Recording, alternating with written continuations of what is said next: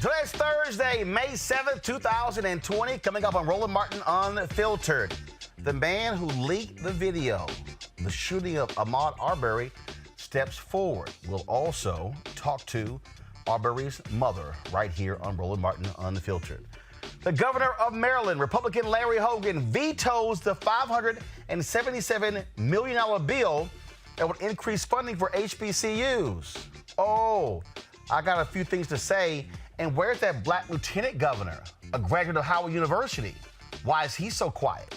Cops are going wild during this pandemic. We'll show you more examples of police brutality from cops across the country. AFSCME and civil rights leaders are leading on making sure that the next stimulus bill includes aid for state and local governments. We'll talk about that with Lee Saunders, the president of AFSCME. Also, an audit shows that $94 million meant to help poor residents in Mississippi was stolen. We'll chat with Senate candidate Mike Espy about that issue. And a new AP poll shows that the pandemic has been especially tough on black people and people of color. Financially, no shock. Faith leaders have also become activists advocating for people during this viral outbreak, and Virginia's voting rights laws should set the example for the country. Folks, it's time to bring the funk on Roland Martin Unfiltered. Let's go. He's got it. Whatever the miss, he's on it. Whatever it is, he's got the scoop, the fact, the find. And when it breaks, he's right on time and it's rolling. Best believe he's knowing. Putting it down from sports to news to politics. With entertainment just for kicks, he's rolling. It's on go, roll, y'all. It's Roland Martin, yeah. Rolling with Roland now. He's funk, he's fresh, he's real, the best, you know he's Roland Martin now.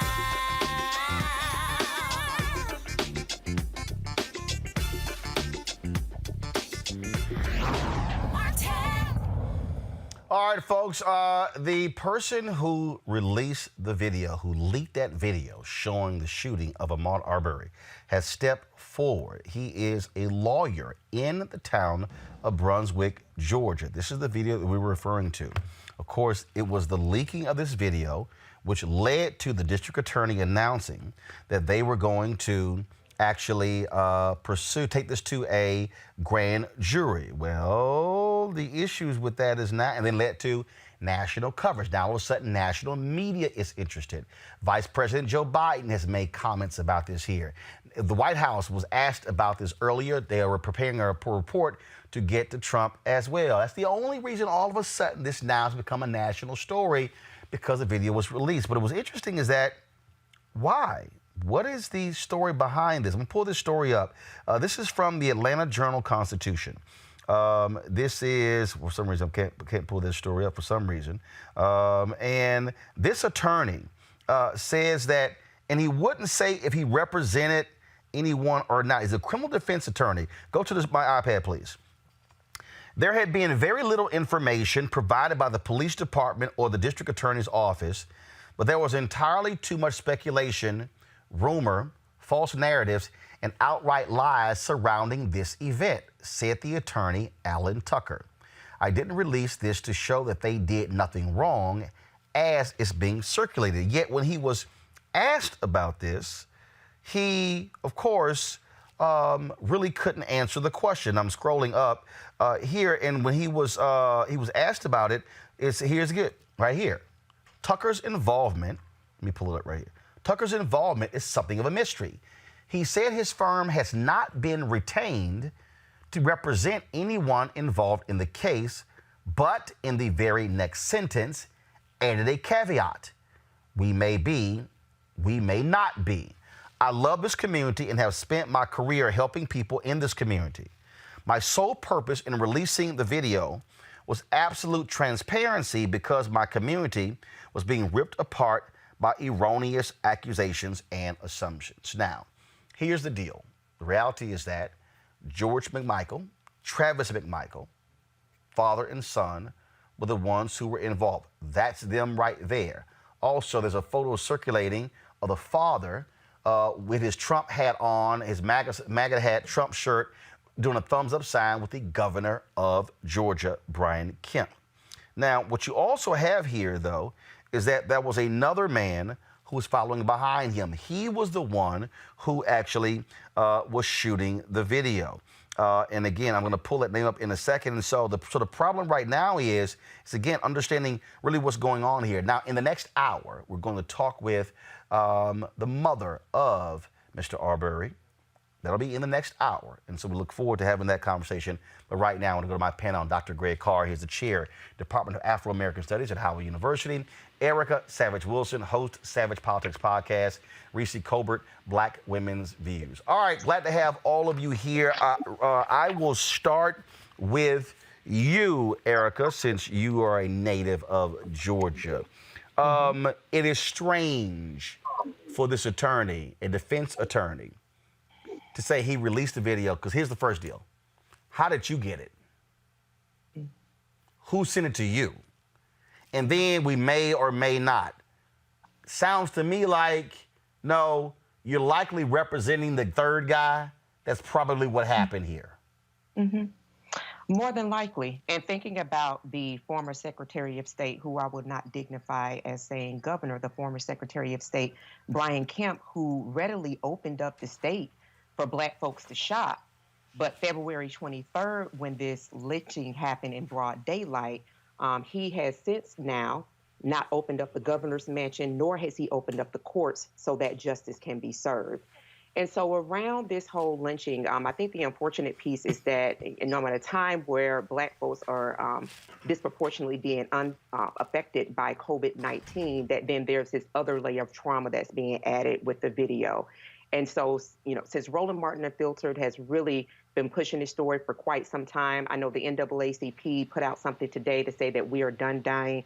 This is an opportunity for folks to use their social media for something good by, number one, elevating by using your name and your voice to let the former Secretary of State know that we see him, and that his late response, his politically expedient Twitter is not enough to say that his heart goes out to the family, and that he's doing what needs to be done by way of an investigation that should have been happened. It should not take the trauma of Black bodies to have to force him to do the right thing. So I think that us being a collective, lifting our voices to let Kemp and all those other officials that we see, the McMichaels, that we see them, and that though we have our hands on several pots, we're not letting this go. And so justice has to be demanded. We have to stand with this family today. Go back to my iPad, please. This is from the Atlanta Journal-Constitution story. William Bryan, a resident of Satilla Shores, who was helping the McMichaels corner Arbery, he was the one who actually was shooting that video. The reality is this here, Greg. If that video doesn't get leaked, this is not a national story. Now, we had Lee Merritt on the show last week talking about this here, but NBC, ABC, CBS, CNN, MSNBC, Fox, none of these networks are doing this. You're not having all the response from celebrities and others. It's all because this video got released. So we do need to be asking what's the motive of this attorney of releasing this video, being a defense attorney, and asking the critical questions. Well, how did you get it? How's it in your possession? And to prosecutors, go back to my iPad, please. It was initially Brunswick Circuit District Attorney Jackie Johnson, the prosecutor, who recused herself. Then it was George Barnhill, who was assigned the case, who recused himself. And so then we have this third DA who now is the one who said, I'm not going to pursue this. And so this was intended, Greg, to be an absolute cover-up. They thought people were just going to forget. Sure, but I mean, we had to be able to chew gum and walk at the same time. When you interviewed Brother Merritt, and you all made the point, it's very important to understand that you don't need to convene a grand jury. Yep. In order to, to arrest these men, to jail them, to prosecute them. It's very important that we need to be able to do both these things. While we are focusing on the detail of how this video got leaked, of who has a motive, we also must understand that without a framework for being able to interpret these events, we will be spinning our wheels. What do I mean? That video was going to come out eventually, and this public outcry was going to happen eventually. Anytime you have white supremacists and white nationalists like Brian Kemp, Doug Collins, and others decrying this and saying they're going to investigate, that isn't a search for justice. That's a preemptive strike. The phrase we need to be focusing on here, as we focus on the details, the broader conceptual framework we need to focus on is rule of law. What do I mean by that? On a day when a 37-year-old gets elevated to probably to the DC Court of Appeals, Mitch McConnell's boy, on a day when this criminal attorney general says that we're going to drop our investigation of Mike Flynn, what they're saying is, when we control the law, you have to obey the law.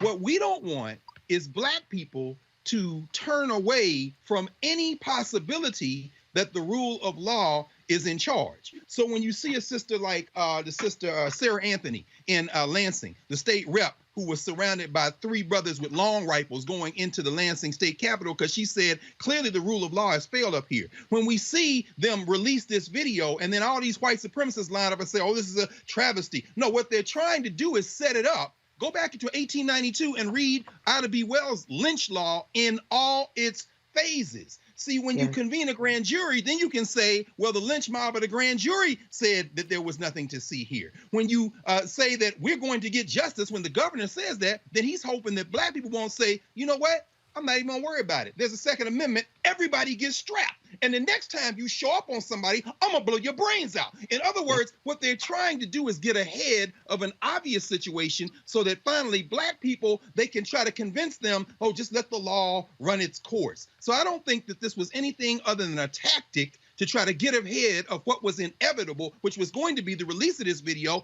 And at that point, they can't get out in front of it. Reese, it's no doubt all of a sudden the cover your ass game is being played. It's all CYA. And like I tweeted, I do not call this DA a hero because he's going to a grand jury. Right. The fact of the matter is these 3 individuals now could easily be arrested. 2 of them directly for murder. 1 of them as an accessory to murder. They should be arrested. And so that's what you're seeing here. And now with the pressure, now all of a sudden demands for the first DA, Jackie Johnson, to resign. Now the pressure, Barnhill should resign. Now the governor, he's now commenting. Trump comments about the pain of these parents and what they're experiencing. All these things are now happening only because the video got released. And if it was not for that release of the video, the account of these 3 individuals and the account of the prosecutor would be the final word. That's a fact. It is a fact, but it's also very disturbing because one of the perpetrators, as you mentioned, actually recorded this video. So I'm curious, what was the purpose of this? To get off on the video, to try to to share it amongst friends? I think it is a valuable question as far as how did the video get to this defense attorney? I'm sick and tired of Black trauma porn being shared over and over on the internet, and it requires people to be sickened by Black men being gunned down. There was another gentleman who was gunned down just last night by the cops, and the cops said that's going to be a closed casket funeral. I'm tired of this trauma, this re-traumatization of these videos circulating, being the necessity for even an investigation, for even a grand jury. All of these damn DAs, all they did was kick the can, and they're still kicking the can down the road. A grand jury is kicking the can down the road when, as you said, they should be arrested right now. We don't even know where the hell these people are. I mean, they could have fled the country. Anything could have happened. But the sense of urgency and justice, this murder happened back in February, and we're just now starting to get to the bottom of it a little bit. It's very disturbing, but I'm sick of seeing these images, and I'm sick of it taking that much just violence and trauma for anybody to stand up and pay attention. It should have been enough right off the top. Folks, again, in the next hour, we will talk with the mother of the young man who would have been 26 years old. Her birthday was on Friday. Ahmaud Arbery. We'll talk to his mother in the next hour. You don't want to miss that conversation. All right, folks, let's go to our second story, one that we have been focused on for several years, not only on my TV One show, but here on Roland Martin Unfiltered, and that is the lawsuit that HBCUs, or advocates of them, filed against the state of Maryland when it came to duplication of programs. Federal judge pretty much said, Maryland, y'all screwed these HBCUs. During the testimony, an HBCU expert said they should be receiving about $1 billion. The HBCU said, we'll accept $577 million. When Martin O'Malley was the governor, he offered $100 million. They said no. Larry Hogan comes in saying, my final offer, $200 million. They said no. I was a part of the protest in Annapolis, Maryland, at the state capitol a few months ago regarding this. Guess what? The legislature comes back, passes it unanimous in the Senate today, 3 hours ago. Republican Governor Larry Hogan vetoed that bill, rejecting the $577 million for HBCUs. Due to the current challenges, Hogan said it would be irresponsible to permit a bill like this that requires an increase in spending to become law. Now, mind you, so let me just take y'all back. What happened in the 70s was that the HBCUs, being ingenious, came up with specific educational programs that would be attractive to students, black, white, regardless. Well, what happened? The white students wanted to major in these things, so they went to the HBCUs. There was a dramatic increase in non-black enrollment at the HBCUs. So what happened? Same thing white artists did with black music. The predominantly white institutions copied the programs of the HBCUs. Well, what do you think happened? If you could go to a University of Maryland, looking at the resources and the dorms and the facilities and the research dollars compared to a Morgan State or a Bowie State, all of a sudden you would go, I'm going to University of Maryland. And guess what happened? The HBCUs saw a drop. They were harmed due to duplication. So the judge determined that Maryland did indeed hurt the HBCUs by allowing the duplication of programs to exist.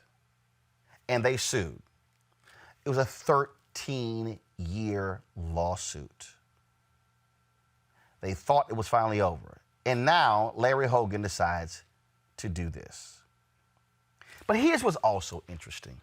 I'm going to pull a photo up of it because I told y'all what happened here.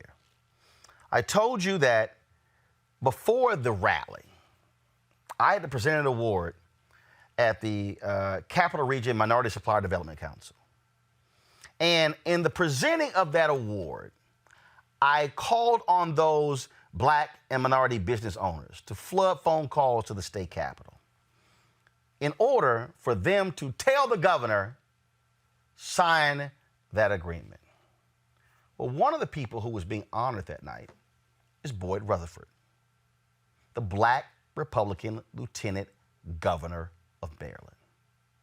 And I said, he, a Howard University graduate, should be standing up for those HBCUs. So we were backstage. And when Rutherford was coming off the stage to get his award, I was in a waiting room with the rest of these different people. So I stepped in the hallway so he could see me in the hallway. He then proceeds to tell me I didn't know what the hell I was talking about. I said, well, I know exactly what I'm talking about. I've covered this from day one. I said, you're more than welcome to come on my show to discuss. No, I don't want to come on your show, but I'll talk to you. I'll sit down with you so I can explain to you the deal. First of all, y'all, the federal judges ruled that Maryland did not discriminate against the HBCUs historically in the funding of the universities. Not sure how they came to that conclusion. But the federal judges did say that was de jure racism that existed in terms of duplication of programs.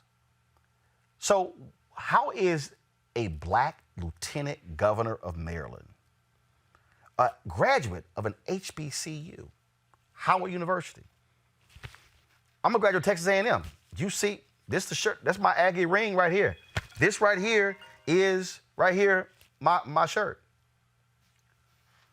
How can a graduate of Howard University not be a forceful advocate of funding HBCUs in Maryland? I was texting members of the Black Caucus earlier. The Black Caucus, the votes are there. It passed by such a wide margin that they can override the veto of the governor, Greg Carr. But the fact that they even have to do that shows you the attitude that Larry Hogan and Republicans in that state have for HBCUs. Question. I mean, the first part of your analysis of the brother, all HBCUs, there's something that Kwame Ture, Stokely Carmichael used to say about Howard. He said at Howard University, you have everything in the black world and its opposite. Meaning that when people say the black community is not a monolith, like there's some kind of revelation, human beings are not a monolith. And there's always going to be a Negro ready to hold the coat of a white man doing dirty. And so that's what we're seeing in Maryland right now. But Larry Hogan didn't just veto that bill. He vetoed the Kerwin bill, which followed in the wake of the Kerwin Commission, which took up from the Alvin Thornton Commission of years ago, educational equity in Maryland. He vetoed a bill to put checks on long rifle purchases. He even vetoed a bill to increase funding to fight crime in Baltimore. So Larry Hogan was busy today with his little veto pen. But this is one reason I suspect it was unanimous. It passed the Senate unanimously. Those Republicans in the Senate knew that Hogan was going to veto this bill. What will be interesting now, forget the lieutenant governor. I mean, he's already chosen to be a footnote in history, Howard notwithstanding.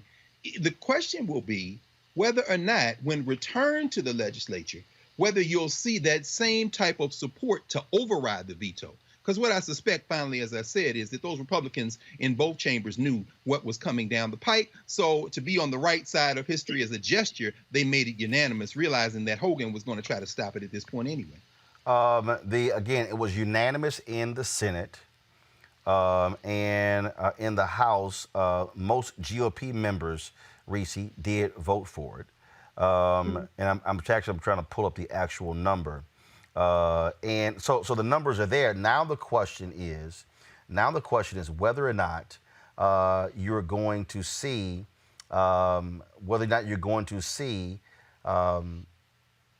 them stay with that vote. That's the real issue next. I think that is the real test. I think what we're seeing is, per usual, Black people are the first on the chopping block. This is a long-running lawsuit. There was a harm that was done, and this is to try to settle, not completely rectify, but settle over a period of 10 years, additional funding for HBCUs. When we're at a time where COVID-19 presents an opportunity to make things more equitable rather than regressive in society, Larry Hogan, of course, and the GOP I'm expecting, will side with keeping these regressive policies in place. I'm tired of Black people being on the chopping block. HBCUs earned this funding. They were entitled to this funding, and it's just complete BS that they are trying to use this as a pretext. And I think that we are going to have to really, really push back hard against putting Black people, putting people of color on the chopping block because of so-called funding challenges, when at the same time, Larry Hogan vetoes a tax that could have increased revenue. So you can't say that, we're having funding challenges, so you can't fund HBCUs, money that they're entitled to, but then you also don't want to raise taxes. It doesn't add up. Erica, again, when the bill was passed in March, mid-March, it was passed in the House of Delegates 129-2.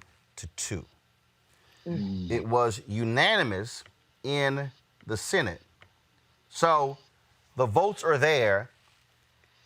On the face of it, the Maryland General Assembly will override the president's veto. Again, I would think, go to my iPad, please. This is the brother who's lieutenant governor. Boyd Rutherford, Howard University graduate, Well, I would dare say this, Lieutenant Governor Rutherford. You more than anybody should understand the importance of funding HBCUs. So will he stay in lockstep with Hogan? Because guess what? He wants to run for governor next. Of course he does. There's something that's always said about Republicans is that they fall in line and Democrats fall in love. And I hope that this is a real, thinking about the Governor Hogan's election around how many Democrats lined up with him. I hope that this is something that they're also tasting and having a bitter taste around. HBCUs are imperative when you're thinking about this occupant that came into the White House, how we saw an increase in the number of students, to include my own son, attending HBCUs because there was a feeling of safety, of understanding, of being in a communal body of people that look like you and feeling safe, professors respectively as well. And so when we look at this, when we look at how Larry Hogan on one end is propping himself up, boasting, doing the things that executive leaders should, of course, be doing. But then we're also having to, as a community, as a collective, also pay attention to the things below the fold where he's having his foot on his neck and harming those very institutions, those very bodies that produce some of our greatest scholars, our greatest minds, like a Dr. Greg Carr.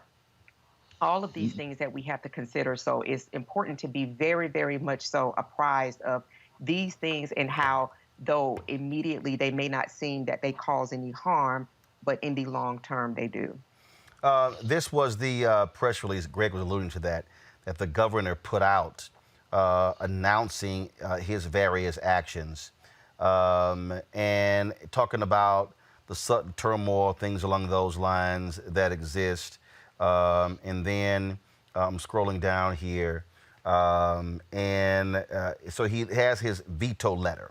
This is his veto letter that he sent to the president of the Senate as well as the Speaker of the Maryland House, Adrienne Jones, an African-American woman. So he says in here, the State Board of Revenue estimates Maryland will lose $2.8 billion, including nearly $1 billion in income tax revenue in just 3 months because of this virus, a 50% decrease in revenue over the next 90 days. And so he says, for this reason, I'm vetoing the following legislation: House Bill 1260, historically black colleges and universities funding, and then he lists the other bills here as well. Bottom line is that black people always have got to wait, Greg. Well, that's true. I always got to wait. And here's the deal. Here's the deal, Governor. You could have actually agreed to the $577 million settlement back in August, back in September, or October, or November, or December. But see, Hogan's not fooling anybody. Hogan sent a letter to the head of the Maryland Black Caucus saying, this is my final offer. He didn't want 577. He only wanted them to get $200 million. And for folks who are doing the math, that's $200 million over 10 years. That's 4 institutions. Do the math. We're only talking about, y'all, $5 million a year. But this is a deadly time for historically black colleges, as we just heard my sister Erica say. You know, she came out of Albany, and Albany State. I went to Tennessee State. We're field HBCU Negroes. I understand what that means. That means the state HBCUs, the Gramblings, the FAMUs, the North Carolina A&Ts, the Virginia States.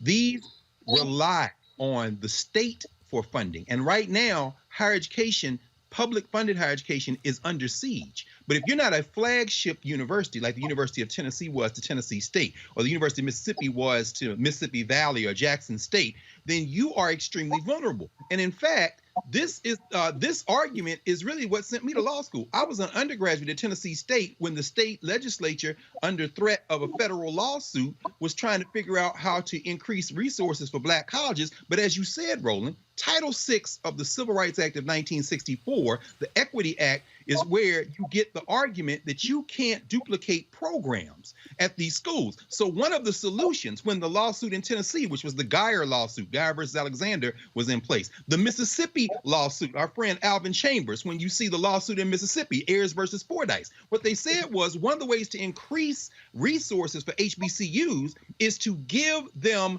programs that will attract other people. And as you said, in the state of Maryland, when Morgan State got an online MBA program, executive MBA program, that is to increase revenue for them. But what did the criminals of the University of Maryland system, led by that chancellor at the University of Maryland College Park, do? They then went and put the same type of programs, as you said, at those schools, which is a direct, illegal, unconstitutional violation of the Mississippi lawsuit, the Tennessee lawsuit, and the higher education lawsuit. That's why they went to court in the first place. So where we at right now with Larry Hogan playing this game of chicken is not the first element of this. It is coming out of the illegal act of the white public colleges in Maryland in duplicating programs that were put at the black colleges to increase the revenue. So it's all a criminal enterprise, as Ida Wells would say. This is funding lynching law in all its phases. Reese and Erica, go ahead. Final comment. No, I was. Go ahead. Go ahead. Reese, Erica, go ahead. I'll just say I echo everything that Dr. Carr said, and understanding that these HBCUs are under attack. That really what we're seeing is that someone who does not have any care for Black life, for Black educated life, that he could really care less of outcomes, and seeing that all skin folks aren't kin folks is that just much more. And I just really go back to folks paying attention to who's on the ballot and understanding who has your best interest. That as we approach another election year, that's definitely going to be a tough election year, to go ahead and have a good understanding of who it is that's on that ballot, because now we're in a place where we're actually depending on executive and state leadership. And then those folks, like you're seeing with the former Secretary of State of Georgia, when they do not have your best interest in heart, death comes next. Reese, go ahead. Yeah, no, I totally agree with Erica. The stakes are so much higher coming November. We have to make sure that the people that get into office are people that are going to value HBCUs, value Black lives, and that are not going to put us on the chopping block, because we know we're always the first ones to go whenever they have these austerity measures, whenever they want to cut back on something. Black people and Latino people are the first place they look. Again, what I want to know, here we go to my iPad. I want to know, when is this brother going to say something? When is Lieutenant Governor Boyd Rutherford, the #2 official in the state of Maryland, a Black man, a graduate of Howard University, how are you not going to stand with the HBCUs? So you're picking party over HBCUs. That's exactly what you're doing. And I say, Boyd Rutherford, no, I'll leave his photo up. I say, Boyd Rutherford, have the guts to stand with HBCUs versus the governor, Larry Hogan. Be your own man. That's what you were trained to do at Howard University. Don't put party before the interest of Towson, University of Maryland Eastern Shore, Bowie State, as well as Morgan State. Bottom line is, these universities were doing the right thing. They got screwed by white officials in Maryland with duplication. And so it would be nice to hear you something. And I was on your Twitter feed, Lieutenant Governor Boyd Rutherford, and you had a lot to say about the National Day of Prayer. Well, I guess we should pray you say something about HBCUs. I'm not going to hold my breath. All right, folks, we're seeing cops go wild all across the country. This is a video from Los Angeles. Jasmine Koenig, of course, we also had her on the show. Jasmine Koenig posted this video, and you can see in the video, brother's not doing jack, he's handcuffed. But clearly the cop did not like something the brother said to him, and so this madness ensued.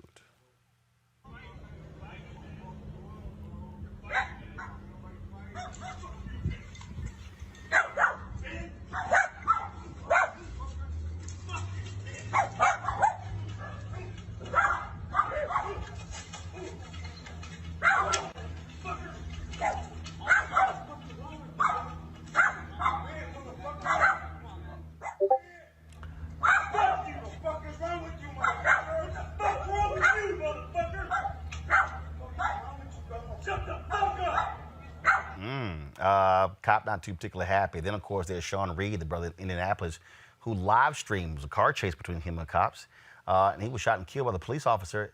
It was all being streamed. This is a warning for you to watch this video. Go ahead. What street is this? I'm finna park this motherfucker to get the fuck out. On baby, what's this, Michigan and what? Michigan and what? Ace? I'm finna park this motherfucker at Ace. On 62nd in Michigan? Somebody come get my stupid ass. Please come get me. Please come get me. Please go get me. I'm on 62nd in Michigan. I just parked this motherfucker. I'm gone. Please come get me.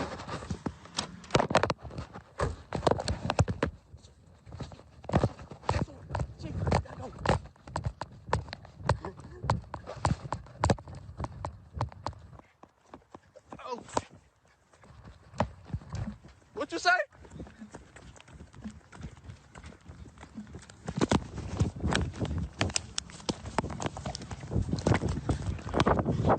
Stop! Fuck you!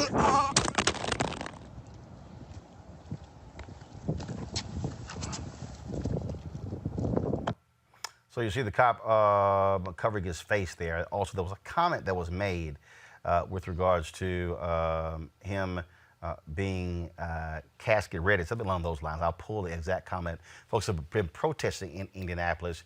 No other further details what this car chase was about. We've seen these videos also, Reese, from New York, how black people have been treated when it comes to safe distancing. White folks, they're giving them masks. Black folks getting slapped with handcuffs, getting beat up. Again, you look at the case in the one in L.A. I mean, the brother's sitting there in handcuffs. Okay, fine. He cussed the cop out or whatever he said. That don't mean you beat the hell out of somebody. But the other problem is his partner did nothing. Yeah, I mean, people just feel like it's hunting season. They feel like they can get away whatever the hell they can get away with. And a lot of people, the only thing that's actually having any kind of accountability is the fact that we have cameras now. These people are doing this stuff without any regard, except for the fact that these cameras and these footage is leaking.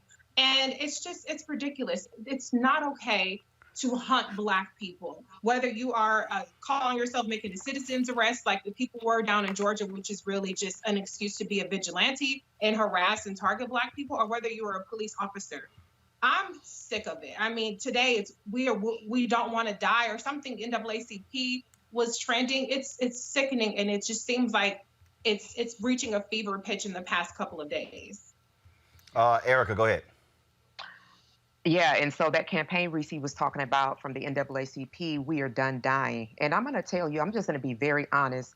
For my birthday, for Mother's Day, I'm getting a 380. My boyfriend is buying me a 380. I am tired as hell. And let me say this, to be very, very clear.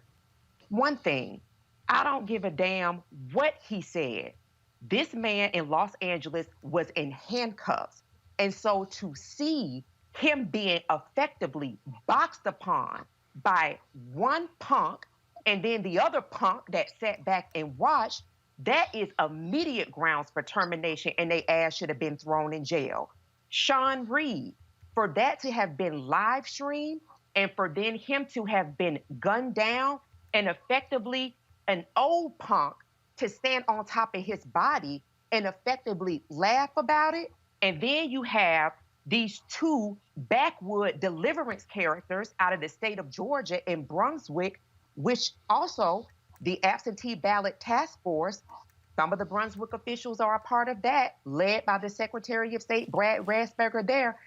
What Reese said, it is open hunting season, and then that video footage is being played over and over again. We don't know where. Listen, they have gotten their marching orders from their president. I'm saying this, I'm tired, but I'm done as well. And so I'm being proactive in that. And so that video that you talked about earlier with the woman that was being led to the state capitol by those brothers with those weapons, and they were bouted and ready, that is where we're at. When we're saying that we're done dying, what we're also saying is that we are actually ready to pick up the reins, because I said this on your show, Roland, back in 2019, and I am sorry that I'm having to keep saying this, but welcome to the new era of civil rights. It is past time. What COVID-19 has allowed for is for the stillness for people to see that otherwise just kind of like say a name, hashtag this, to really understand the depths with which white folks are going to make sure that they retain control of this country. It is time to not only say we are done dying, but be damn meaning that we are done dying. Greg, it's no shock that that whatever character, Jason Whitlock, would be critical of LeBron James. This is what LeBron James tweeted. We're literally hunted every day, every time we step foot outside the comfort of our homes. Can't even go for a damn jog, man. Like, WTF, man, are you kidding me? No, man, are you kidding me? I'm sorry, Ahmaud. Rest in paradise. My prayers and blessings sent to the family. Like I say, Jason Whitlock took exception to that. We don't care because he's a joke anyway. But, Greg, Right. again, the problem is that, and I keep saying this here, as long as cities are responsible for these police brutality cases and you're not taking that money out of those pensions, it will continue. You start taking money directly out of the pensions of these cops, trust me, they're going to think twice about swinging on somebody. They might. In the first video we saw, it was really quite a metaphor for white male supremacy.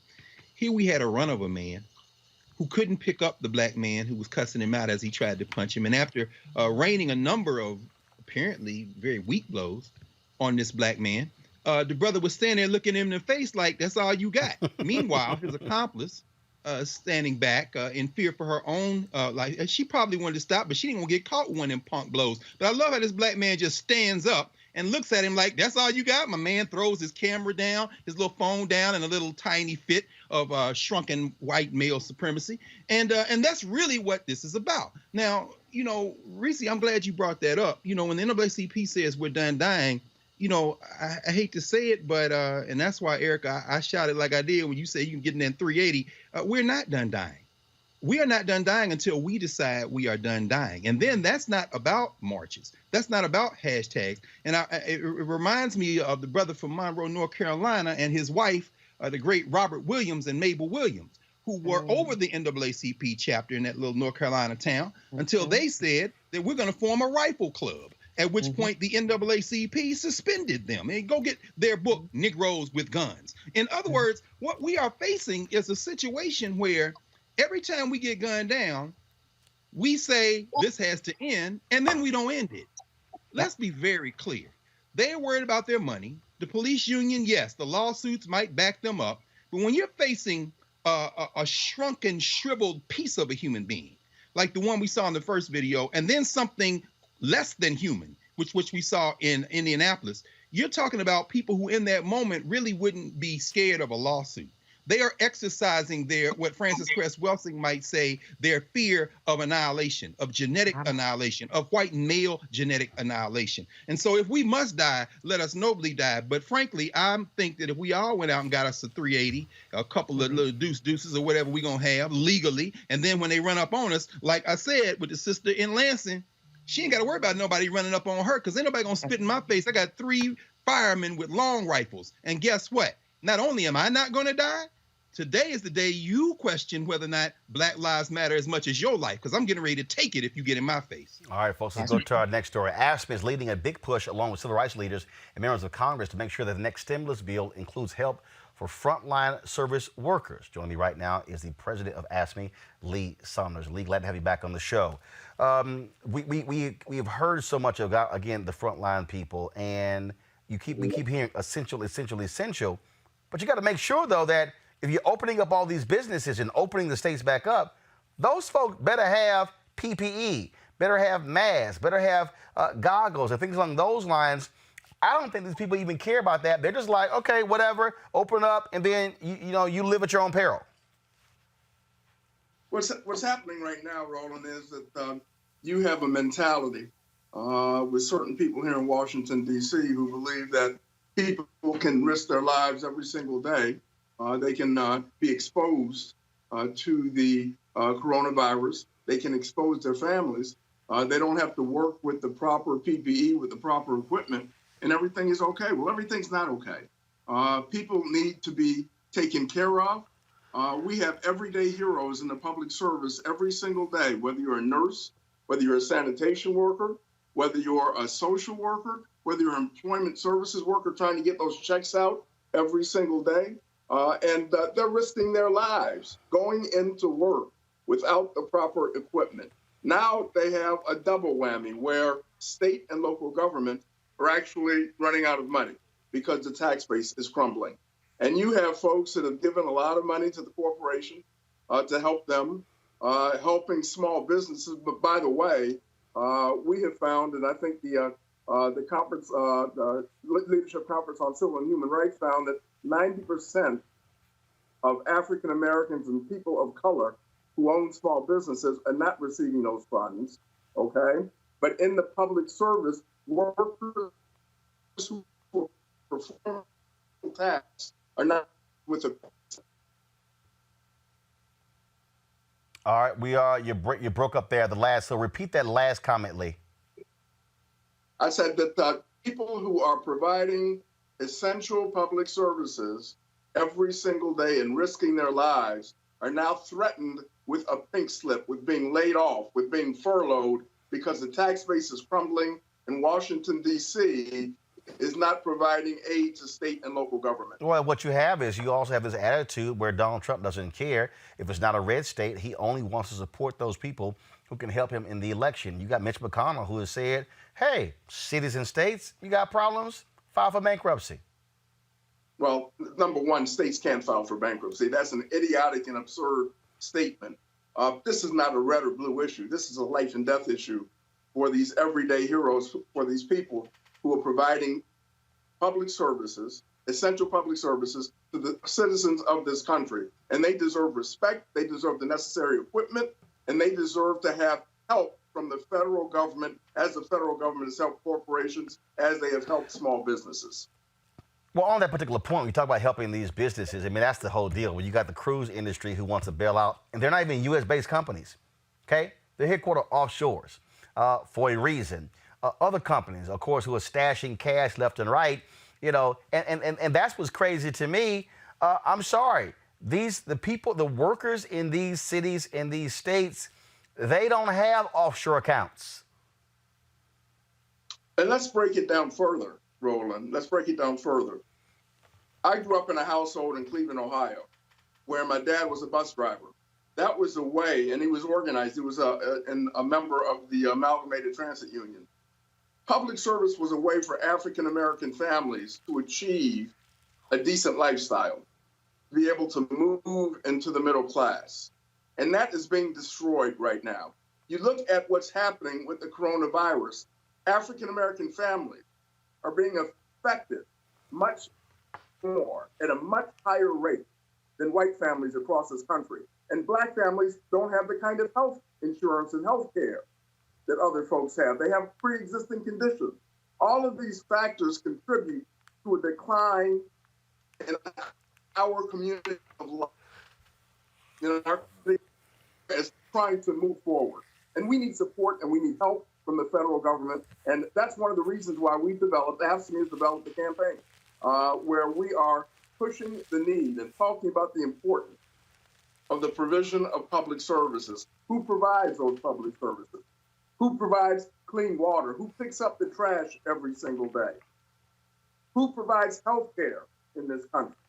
So we've got to continue to push that every single day. The impact that it has on the minority communities is this virus, and the fact that elected officials are not doing anything to support the public services necessary to keep this country going. It's a shame. And it's ridiculous, and we've got to stand up. We've got to make our voices heard. So we're running an ad campaign, a major ad campaign all across the country, talking about the importance of public services, and the federal government must step up to the plate. If folks want to get more information about that campaign, where do they go? They can come to our website, the American Federation of State, County, Municipal Employee.org, AFSCME.org. We have commercials. We're even doing a letter, Roland, and I would hope that you would sign off on it. We have a letter that has been signed by clergy, by faith-based officials, civil rights organizations, talking about the need for state and local aid to the citizens of this country to continue the vital public services that everyone must have. And in fact, so guys, go ahead and roll one of those ads. Go ahead. We can face this pandemic head on. We can do what it takes to protect our families and our communities. Together, we can get our economy moving again, but not without the tools and resources we need to get the job done. To win this fight, it is going to take a public service army.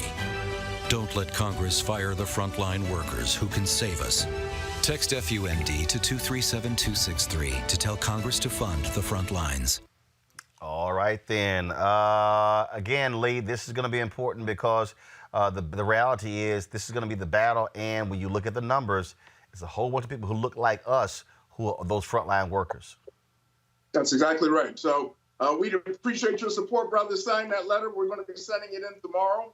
The National Action Network is working very closely with us on this, along with other faith-based organizations and churches and civil rights organizations. All right. Lee Saunders, president of AFSCME. We appreciate it. Thanks a lot. Thank you. All right. We certainly appreciate AFSCME being one of the partners here at Roland Martin Unfiltered. All right, folks. As of today, there are 1,287,497 confirmed cases of coronavirus. 76,693 people have died. 214,906 have recovered. Now we got some news, Greg Carr, that's pretty funny. And I will say funny. Donald Trump is livid right now because one of his personal valets at the White House has tested positive for coronavirus. And so he's lashing out at his staff, saying, not protecting him. No. But you're the one who went to Honeywell who didn't want to wear a mask. You're the one who has said you think it's silly to wear a mask. You're the one who has stood at news conferences with people next to you with nothing. In fact, when they had the nurses in the Oval Office, they were asked, why aren't y'all wearing masks? They were like, well, we've already tested negative for masks, so it makes no sense for us to wear a mask. Here's what he don't understand. You can test negative today, but you might be positive tomorrow. And then, of course, with Mike Pence, when he went to the Mayo Clinic, he didn't wear a mask, trying to be like Mr. Macho. Then later, oh, man, I guess I should have worn the mask, because he got criticized. And so, excuse me, Trump, if you upset because your personal valet got coronavirus, because you act like it's no big damn deal. Yeah, we know, of course, Roland, and again, everyone now is freely using the word lie. Don Lemon has had a complete 180 conversion into blackness. Everybody across the spectrum. But all they got to do is go back to every broadcast you've been on since Donald Trump has been in this presidential conversation.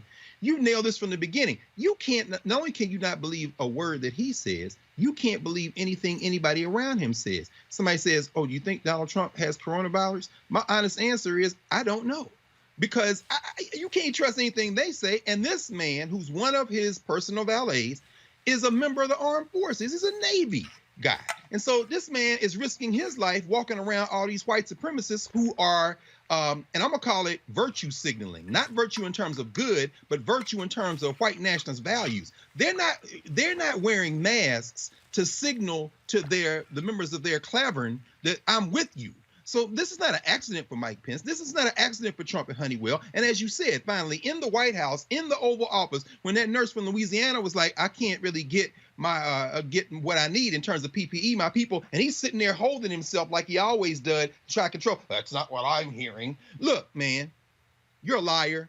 You're beneath contempt. There's nobody running the federal government on behalf of the so-called American people. And so, for all we know, you're not only not asymptomatic, you might very well have the coronavirus. I have no idea, is what I'm saying. So, yeah, and he's just mad because he's a germaphobe and has been since the day he came out of his mother's womb, apparently. In fact, Reese, Vice President Joe Biden camp dropped this hard-hitting ad showing exactly the fundamental problem when you have a reality person playing President of the United States.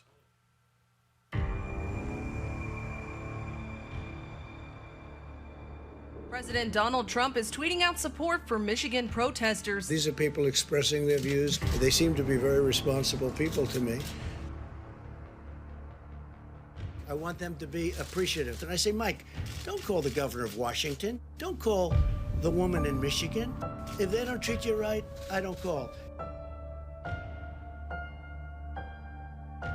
Yeah, no, I don't take responsibility at all.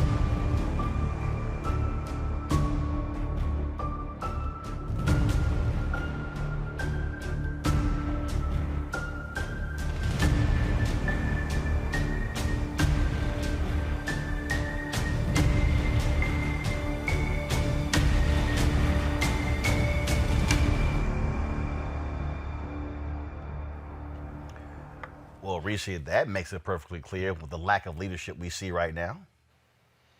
Absolutely. And I think Biden is doing the right thing by doing that message home, because Donald Trump had to file back for his video.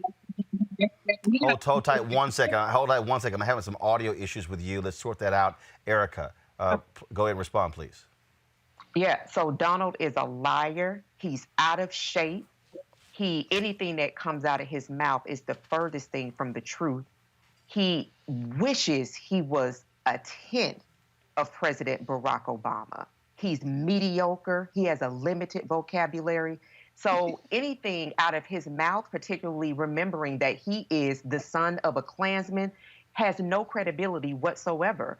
To even see him or hear the laziness with which he even speaks is disgusting. And to know that at his feet are 76,000 deaths so far just from COVID-19, and then thinking about our brothers and sisters and children that are still locked in cages, that are still being detained in Texas and in other states across the nation.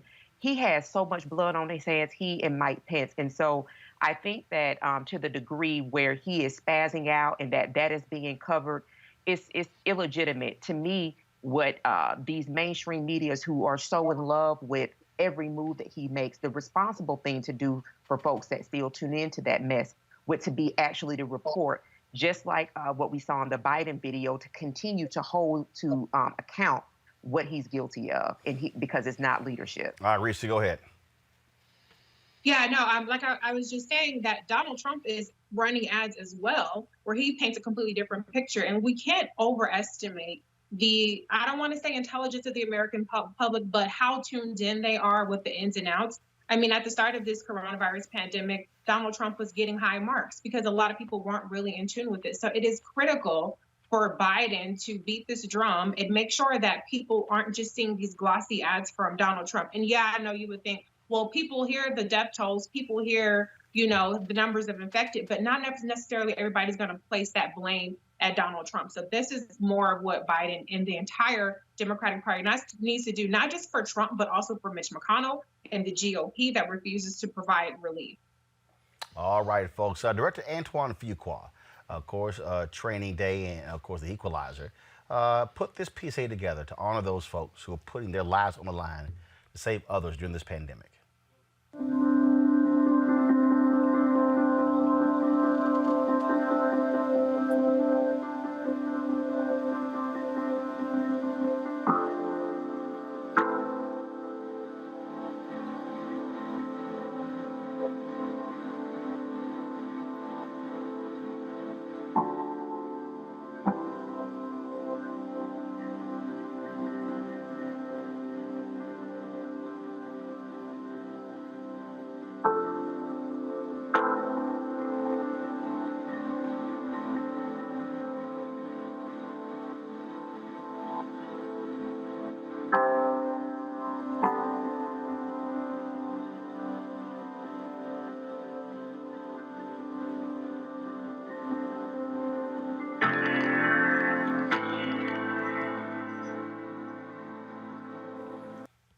We certainly appreciate Antoine Fuqua for that. Folks, got to go to a break. We come back. We're going to talk with Mike Espy about this story out of Mississippi. $94 million supposed to go to the poor, but it went for tickets to football games.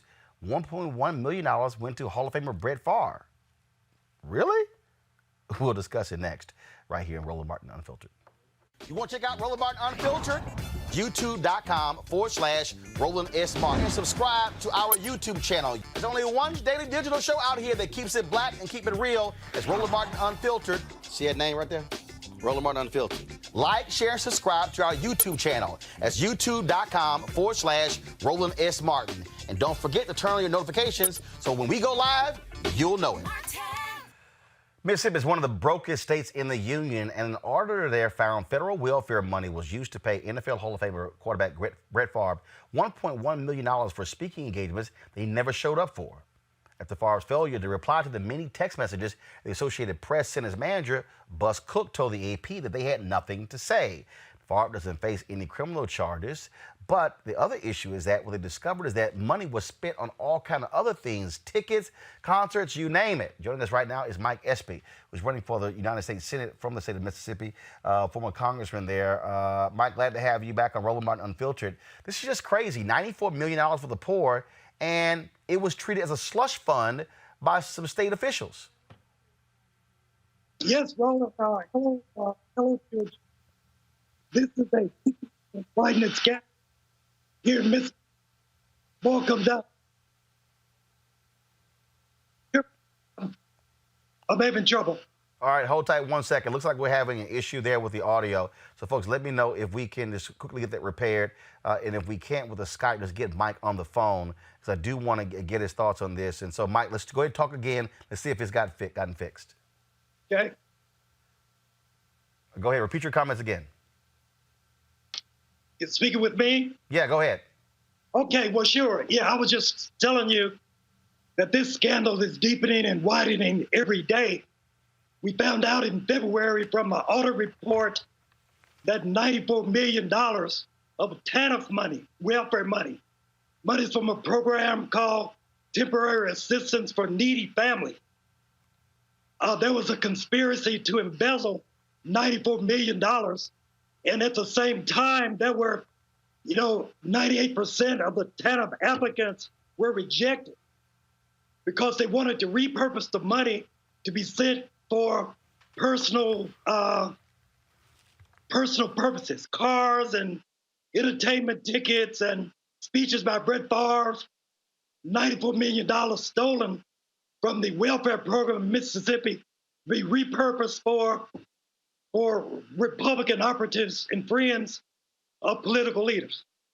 So that scandal was uncovered in February, and 6 of those conspirators were indicted.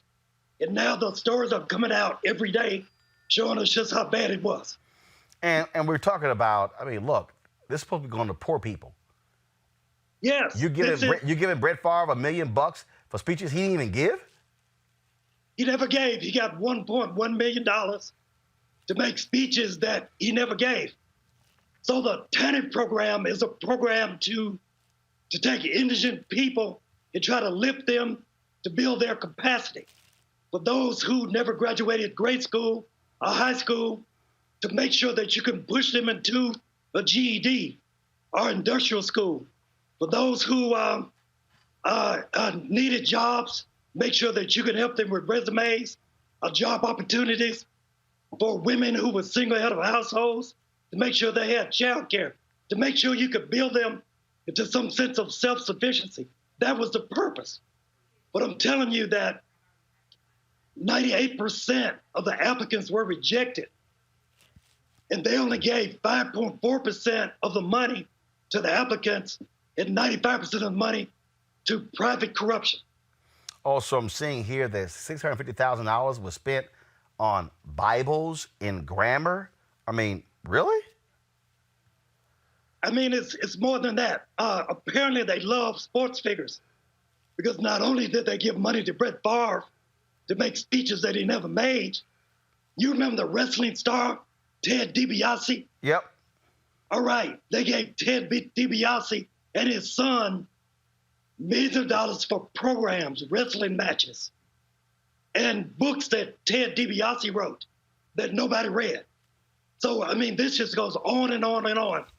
And so I'm just saying, I called 3 months ago when we first heard about this for a federal investigation. It's good enough to have the state auditor of Mississippi to uncover this, and that's fine. But we need to bring in the full weight of the Office of Inspector General of Health and Human Services, the originating cabinet department that block granted the $94 million to Mississippi Department of Human Services. So I've called upon that. And then I called upon Cindy Hyde Smith, my opponent in the Senate race to give back the $3,500 that she received from one of the principal conspirators. So we voted on that yesterday, and then yesterday evening she agreed to donate the money. So it took me coming out, calling her out to show some accountability that she's finally beginning to do it. But there's more she has to do, right? Because the money came from the Appropriations Committee of the U.S. Senate, and that's the committee in which she sits. So we've got to do much more to clean this up. $2 million for wrestling ministry, money going to hotels, steak houses, lobbyists, books on 10 Commandments, absolutely ridiculous, while people who are poor desperately needed those resources. We certainly appreciate it, Mike Espy, for you weighing in on this. Keep the pressure up to get people to do right in Mississippi. Thank you. Now, you know I'm running again for U.S. Senate. I need your help. MikeEspyForSenate.com. Okay, Mike, we got it. MikeEspy.com. What's that again? MikeEspyForSenate.com. Okay. All right, Mike. We certainly appreciate it. Thanks a bunch. We'll have you back on and talk about that race. All right, folks. Top of the show, we told you that a lawyer in Brunswick, Georgia, has announced that he released the video that shows the tragic shooting death of Ahmaud Arbery. This has unleashed all sorts of repercussions. The Georgia Bureau of Investigation, now they are involved. All these things happen because the DAs were sitting on this evidence and were not going to move. That, folks, is undeniable. And I think it's important for us to understand that. So don't all of a sudden say, oh my God, they doing the right thing? No, no, no. They had no intentions on doing the right thing until this became public. Joining us right now is somebody who's been personally affected by this. She, of course, is the mother of Ahmaud Arbery, also joins us with Lee Merritt as well. First and foremost, just condolences for losing your son. He, if I'm correct, his birthday, was it Friday?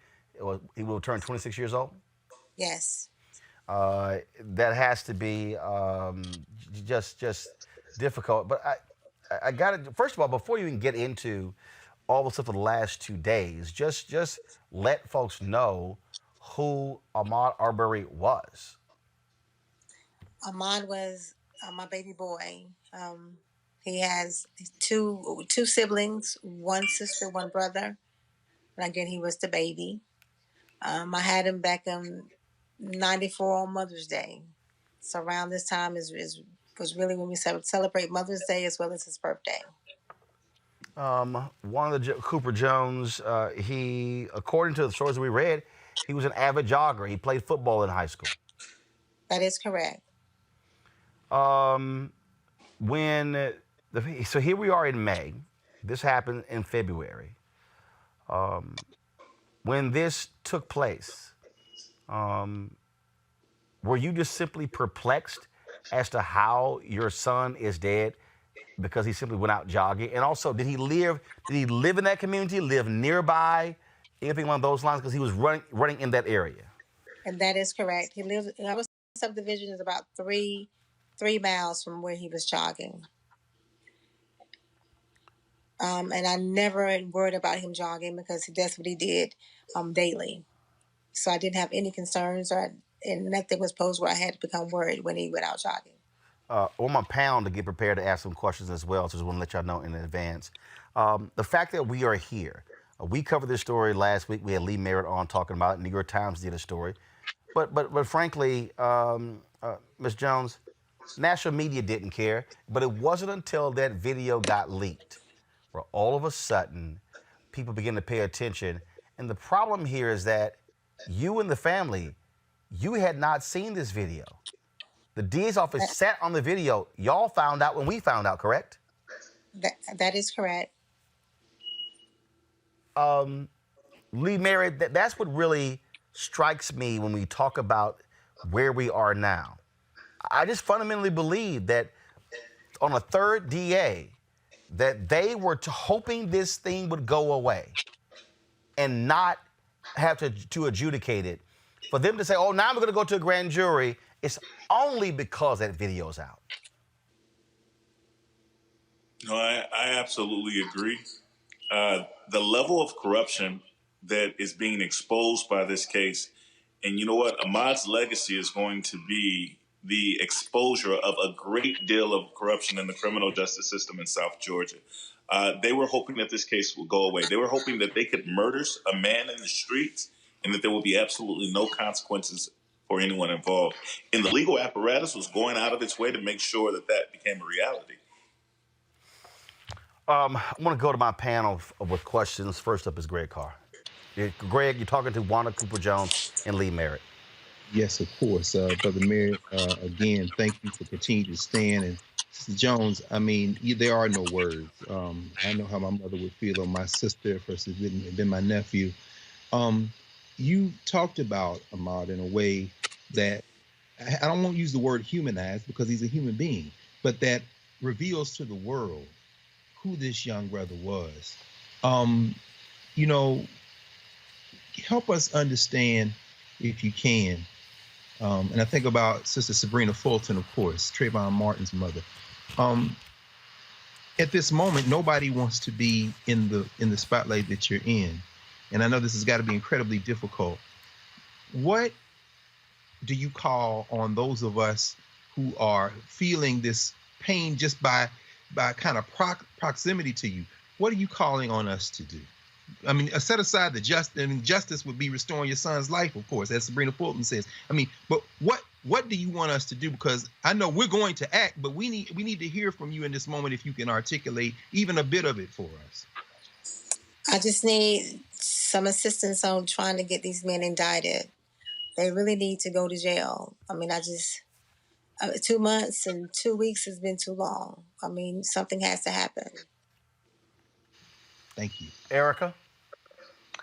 Yes, and I'm a mother, so I cannot imagine. So my most earnest condolences, Mrs. Jones, to you, to your children, to your family, and blessing upon Mr. Merritt and the incredible work you're doing. My question for you would be, have the local city officials, have you received any support? Have they been standing with you? And is there perhaps anything that we could do in that capacity to help move them towards that place if they've not?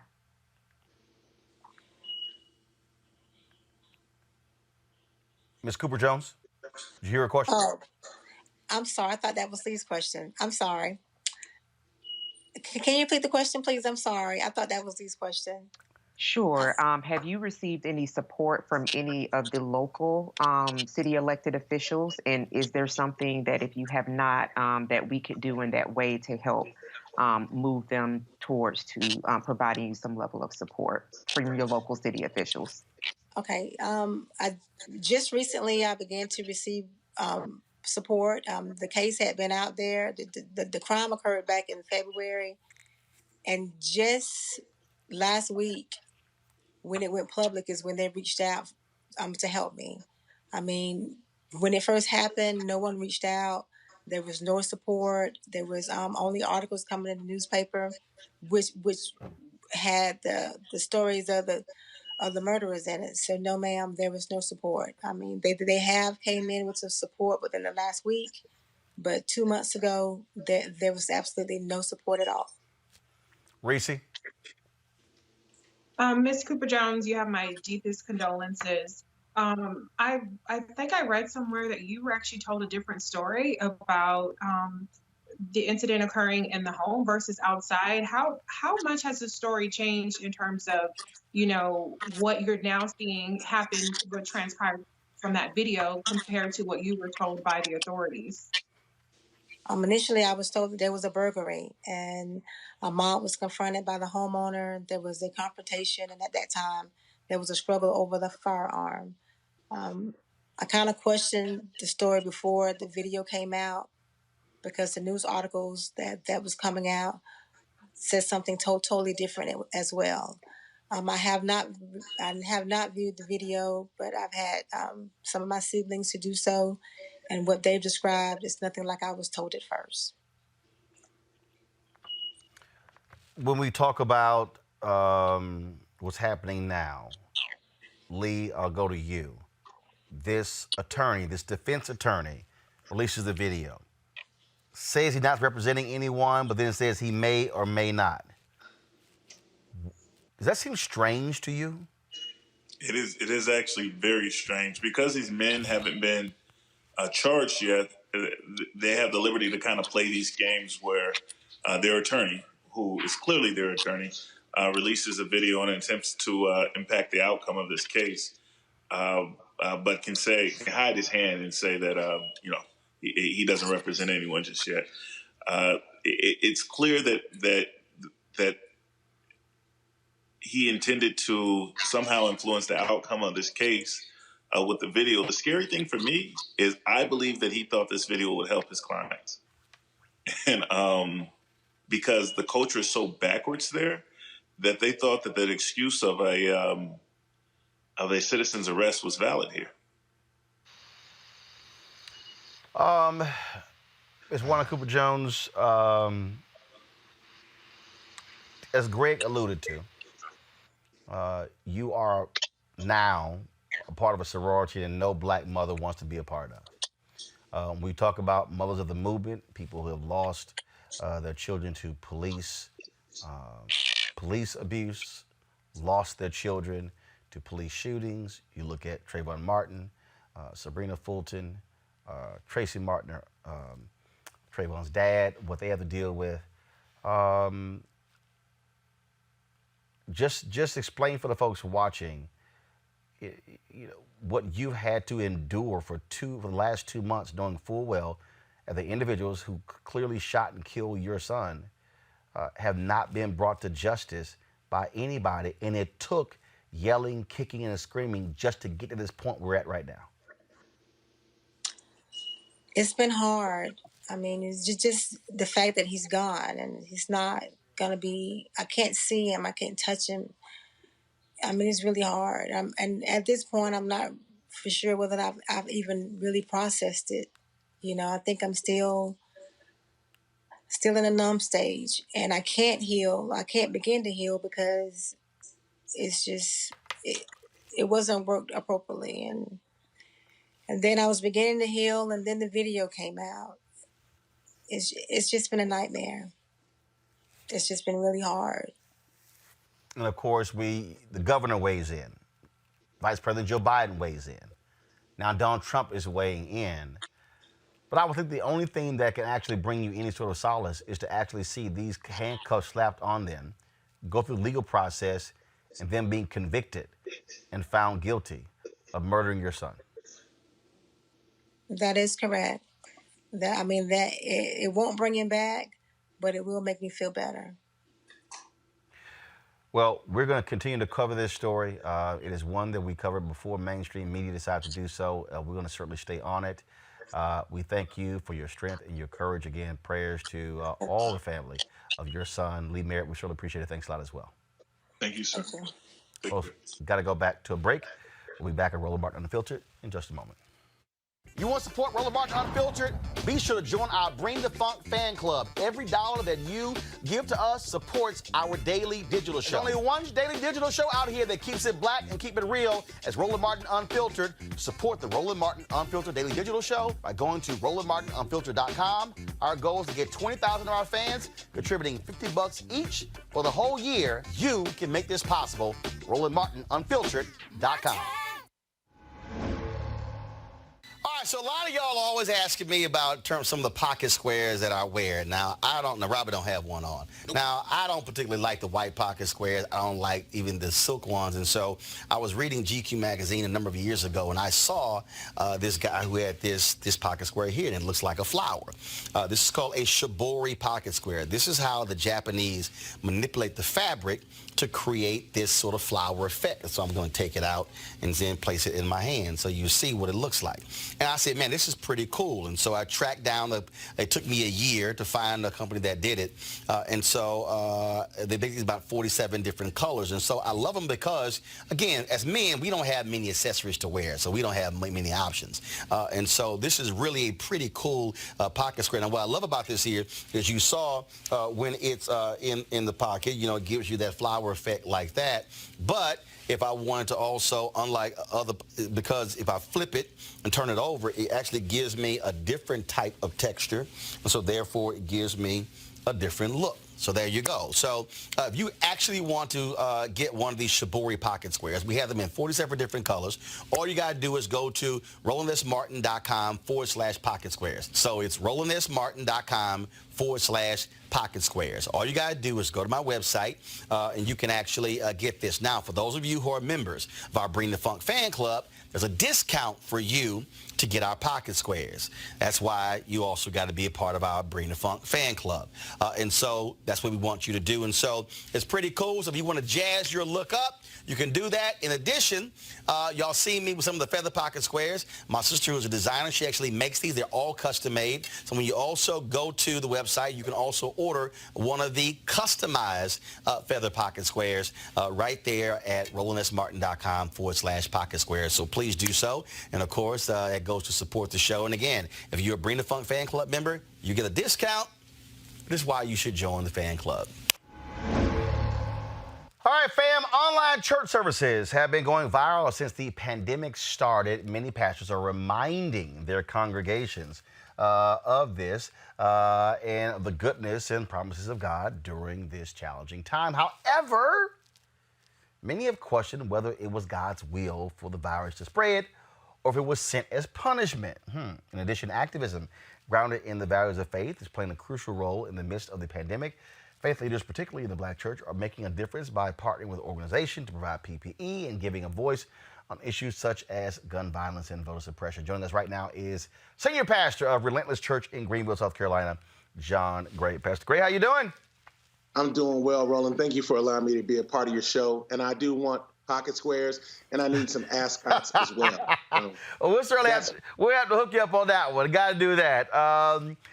You've always had an extensive online ministry. People being able to watch your services on Facebook, on YouTube, on Periscope, on all the different platforms. But it's been hard trying to get a lot of other churches to wake the heck up to this whole deal and understand that, look, you have to move to the 21st century and you can't be congregating and having people all packed in churches. This has changed all of that. Yes, church as we know it is fundamentally changed forever. Ask yourself this question. Do you want your aging parents sitting next to strangers as they cough? Do you want your children in children's church next to children that you don't know their hygiene regimen? Church has changed, and we are going to have to deal with a new reality.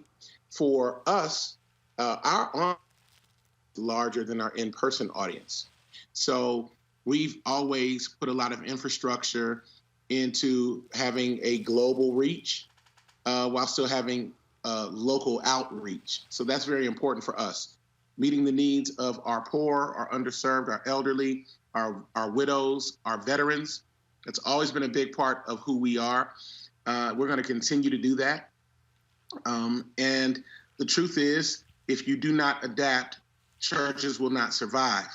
I have a lot of thoughts as to why that is and where we are from a global standpoint, the church. But I'm just going to let you kind of lead the congregation or lead the conversation.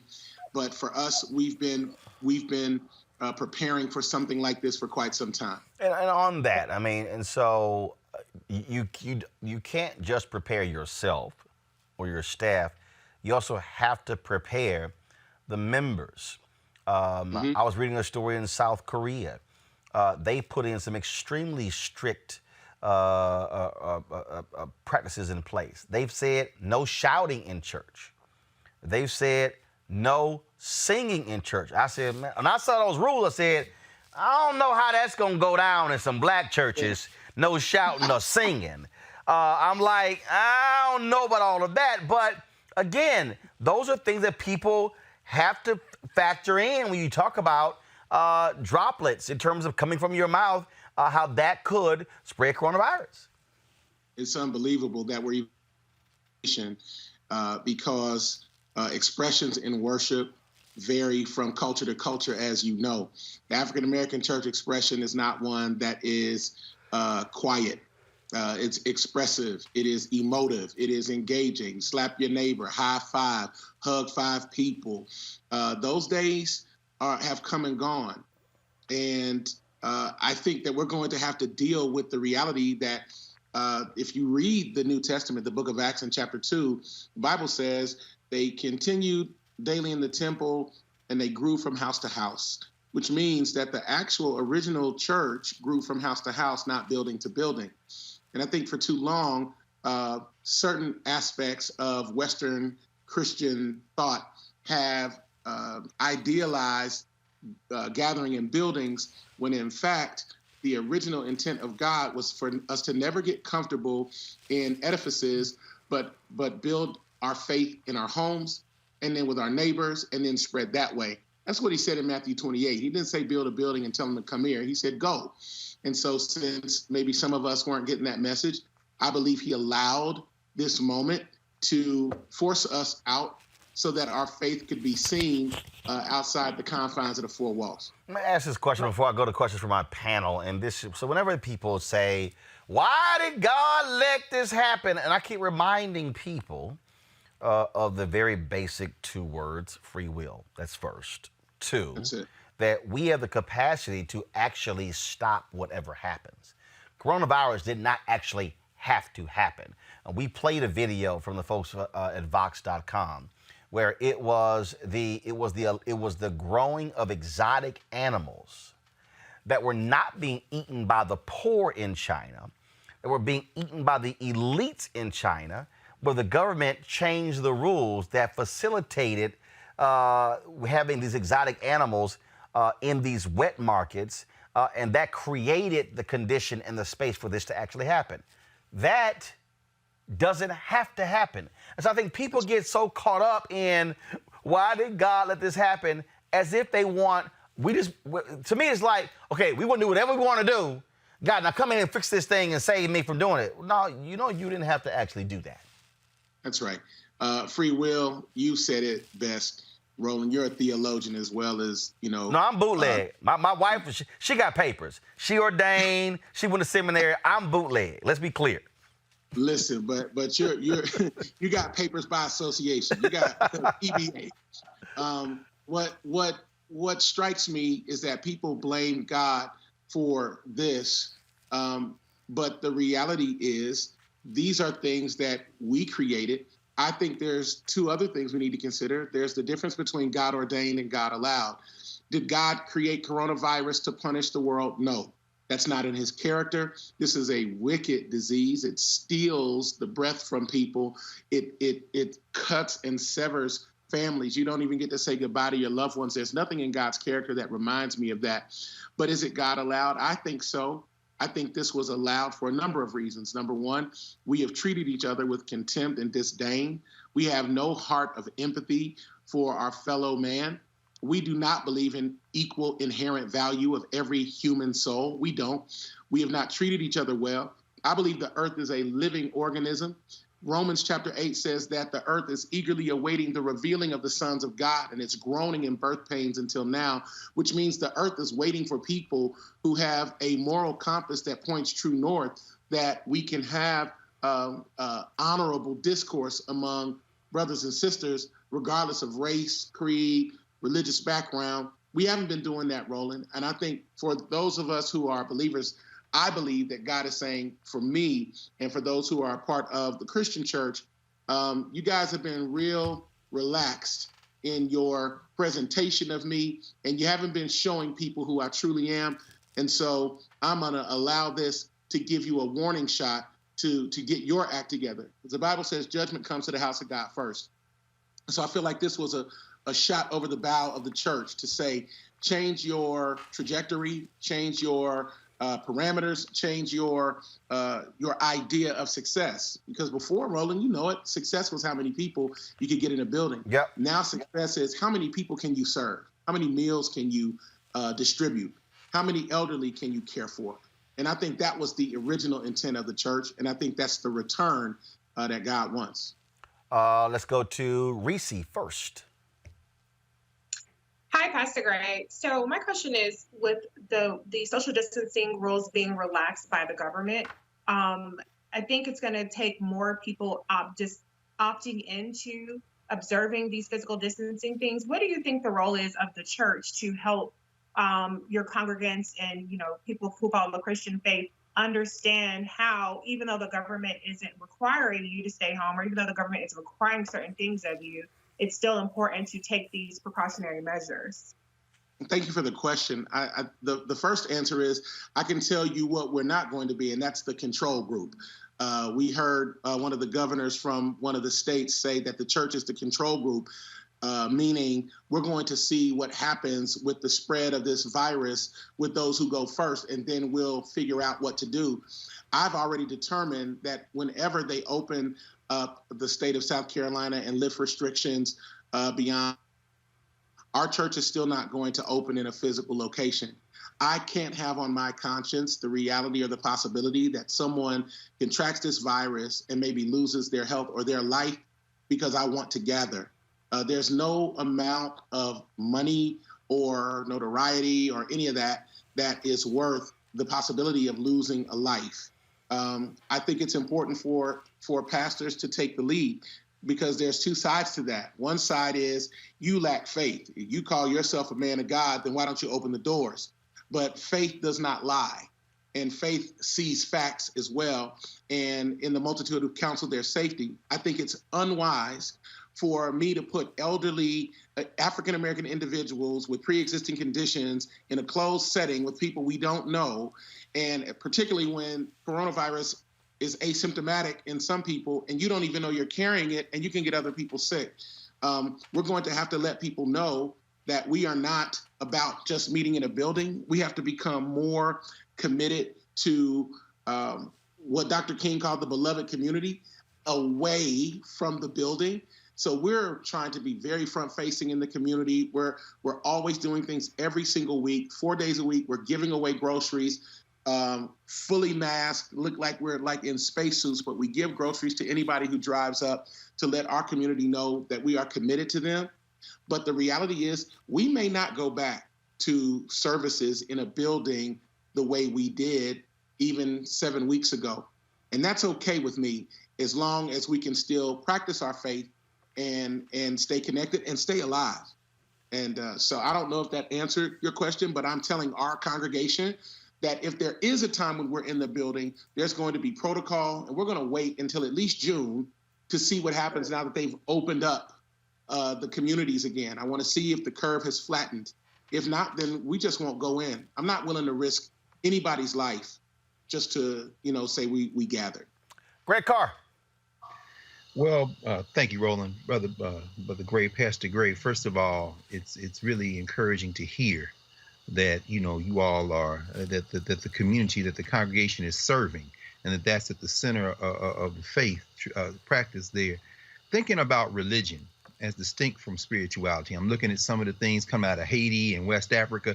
We know that for our people, the ritual kind of forms the crux of the religious practice that informs the spirituality, right?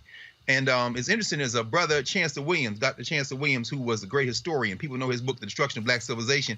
A lot of people don't know he's from South Carolina. He wrote a book in 1952 called Have You Been to the River?, which is a critique of charismatic leadership in the little storefront churches and some of the smaller churches in South Carolina.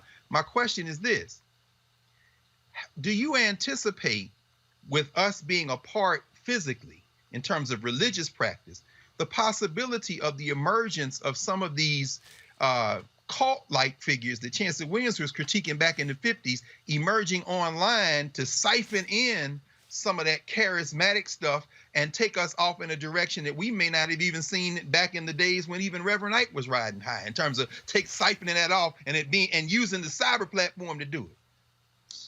First of all, whatever you just said needs to be an entire show by itself. Because you speak about, I grabbed 4 different things that need to be addressed. First of all, Karl Marx said religion is the opium of the people. People will always find something to worship. What this season has done has taken away our idols, whether it was sports, whether it was entertainment, whether it was the ability to come and go as we please. Those things have been taken away. From 1619 until right now, Black and brown bodies have been in chains, whether physical or emotional or spiritual, in this nation. And we know that Christianity was used to propagate everything from the Crusades to slavery. And so the idea of charismatic Jesus stems from the South and the need to believe that there's something after this torturous existence.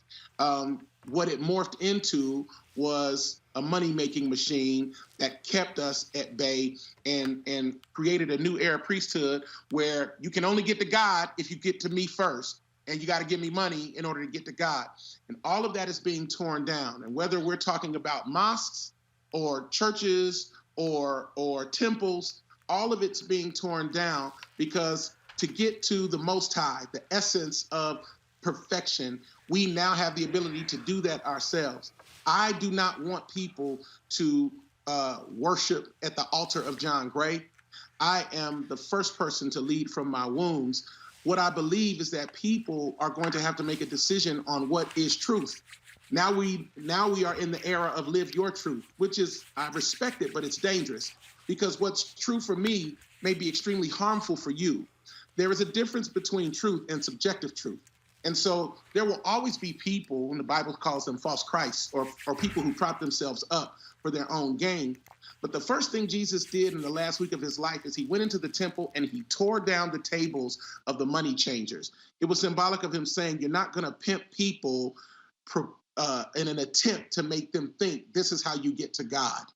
And so the second thing he did, and I'll finish trying to answer your brilliant question, is he turned over the table of those selling doves. And when Jesus was baptized, the Holy Spirit descended upon him in the form of a dove. And so what he did is he said, you can't buy the anointing.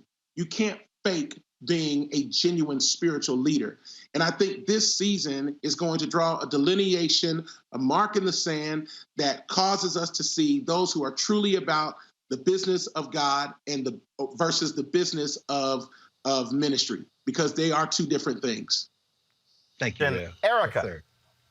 Well, first, hallelujah, amen. Thank you, Pastor Gray. And you somewhat answered my question when your response to Reese, because my specific question was, I'm still connected with my church in Georgia, was that delineation that you talked about for people that have the belief and that actually do say that because they believe God, for those who are of the Christian faith, because they are believers, that they believe that their faith will keep them from having COVID and not the exercise of wisdom.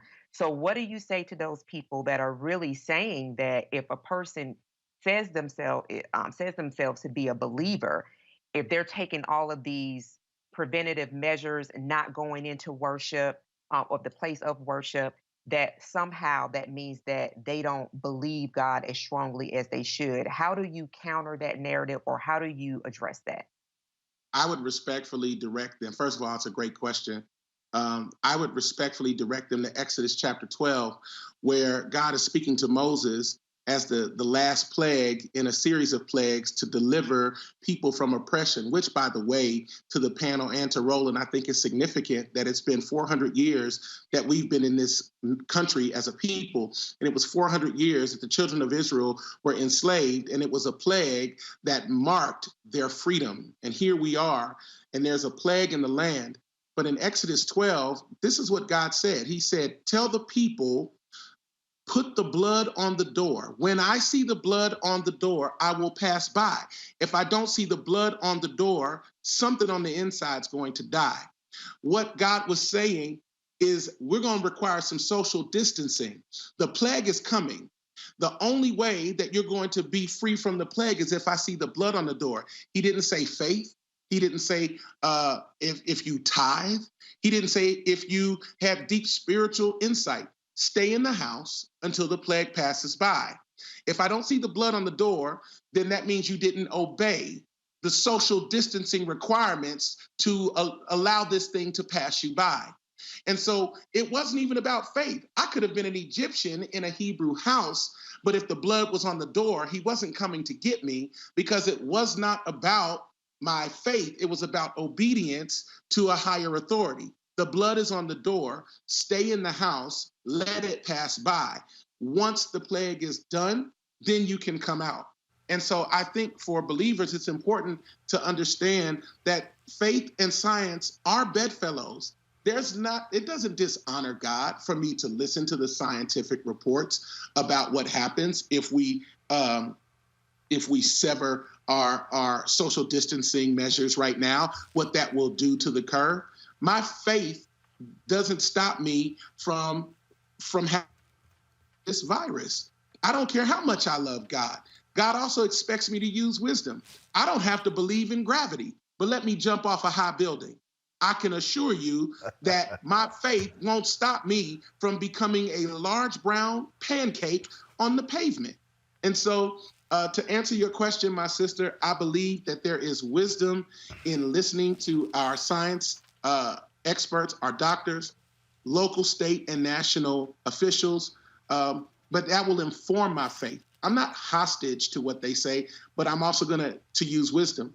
And if God told the Hebrews to stay in the house until the plague passes by, I think I'm going to do that today. And like I keep telling people, the bootleg version is keep your behind at home. Amen. Pastor John Gray, we appreciate it. Thanks so much. Look forward to having you back on Roland Martin Unfiltered. Thank you so much. All right, folks, got to go to a quick break. When we come back, how the pandemic is exposing the inequalities and how Black people and people of color are bearing the brunt, not just when it comes to the deaths, but also financial. We'll talk with the Associated Press reporter next on Roland Martin Unfiltered. You want to check out Roland Martin Unfiltered? YouTube.com/Roland S. Martin. And subscribe to our YouTube channel. There's only one daily digital show out here that keeps it black and keep it real. It's Roland Martin Unfiltered. See that name right there? Roland Martin Unfiltered. Like, share, and subscribe to our YouTube channel. That's youtube.com/Roland S. Martin. And don't forget to turn on your notifications so when we go live, you'll know it. You want to support Roland Martin Unfiltered? Be sure to join our Bring the Funk fan club. Every dollar that you give to us supports our daily digital show. There's only one daily digital show out here that keeps it black and keep it real. It's Roland Martin Unfiltered. Support the Roland Martin Unfiltered daily digital show by going to RolandMartinUnfiltered.com. Our goal is to get 20,000 of our fans contributing $50 each for the whole year. You can make this possible. RolandMartinUnfiltered.com. All right, folks. In addition to the fact that people of color have been hit harder by the deadly virus, they're also enduring the worst part of the pandemic's financial impact, according to a recent survey from the Associated Press Newark Center for Public Affairs Research. The poll found that 61% of Hispanic Americans have encountered household income loss, unpaid leave, and pay cuts. 37% of Latinos and 27% of Black Americans say that they have not been able to pay at least one type of bill. Only 17% of white Americans say the same. Joining us right now is the National Race and Ethnicity Reporter for the Associated Press, Kat Stafford. Kat, glad to have you back on Roland Martin Unfiltered. This is the piece right here that people need to understand. We keep talking about dollars and cents and talking about wealth or whatever, but it's real simple.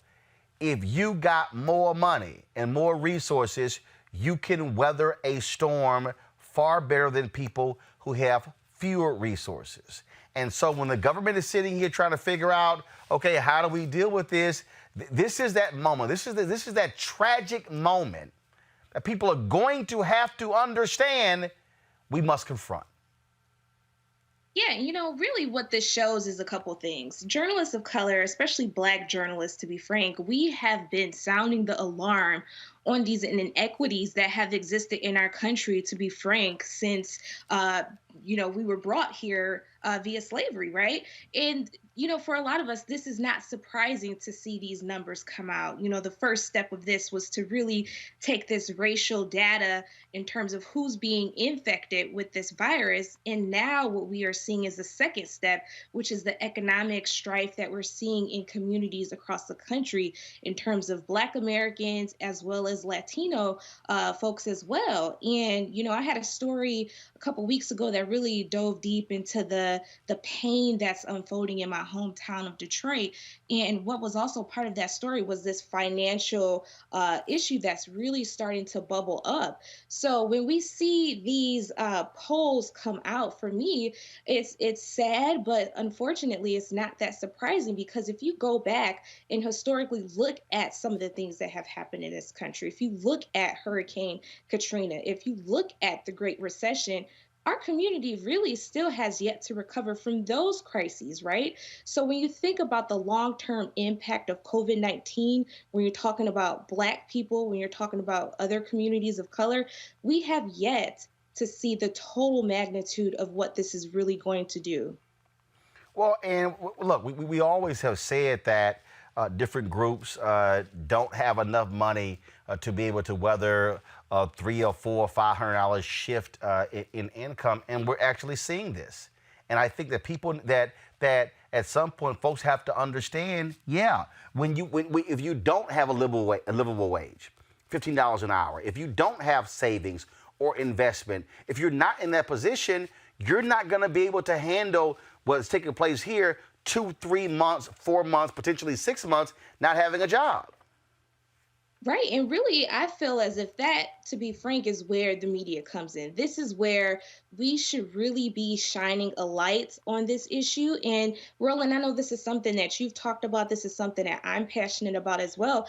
This is an example of why we need diverse newsrooms. We need people who understand these communities, who understand the impact of issues like this. Without us in these places, without us making these decisions in terms of coverage that you see, this will continue to go on. So I'm pessimistic. I'm not sure if now that, you know, a lot of mainstream media outlets are finally reporting on some of these disparities, that we're going to see systemic change. But it is encouraging to see some of these congressional leaders, some of these state leaders and local leaders to start to pull together these task force. But really, it's going to take a lot more pressure.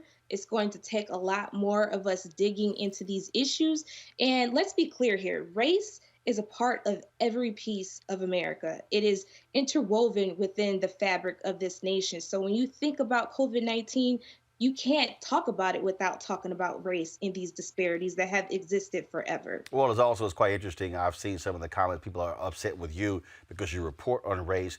And those are the people who don't want to accept the reality of race in America and how it has an impact in everything that we do. Housing, education, finance, you name it, health, it does not matter. Yeah, and you know what it's like. A lot of people attack journalists of color, especially Black journalists, on social media. But for me, I mean, it's part of the job. I just feel like in this moment, my role is to really make sure that we are uplifting some of these voices that historically are underrepresented, historically are never seen on the pages of these national outlets. So people can have their opinions, but I'm reporting facts. I'm reporting facts and data and really showing what's happening on the ground in these communities. All right, then, Kat Stafford. We certainly appreciate it. Thanks a lot. Thank you. Take care. Thank you very much. Erica, bottom line is this here. I mean, this is that moment where public officials are going to have to stop ignoring the haves and the have-nots, really the have-nots. When you see in school districts 40 and 50 and 60% of the people not having access to technology. I was talking the other day with a school official who said that what people don't realize is they're tracking this. They've got places where 60 to 70% of Black kids aren't even logging on, aren't even logging on for the assignments. And now it's like, well, okay, well, then it's like, well, are they playing around, playing games? No. If I don't have access, if I don't have a computer, I can't log on. And so all these assumptions, Erica, that's been the part of the problem. People who are in political power, the problem is they just assume, oh, everyone has a computer. Sure. Everyone has internet. Everybody has, like, I'm sorry, well, what's wrong with you? Everyone has these things. No. Sure. And I'll give my hometown of Albany, Georgia, for an example. We're thinking about a community of about 70 to 90,000 people, including the county.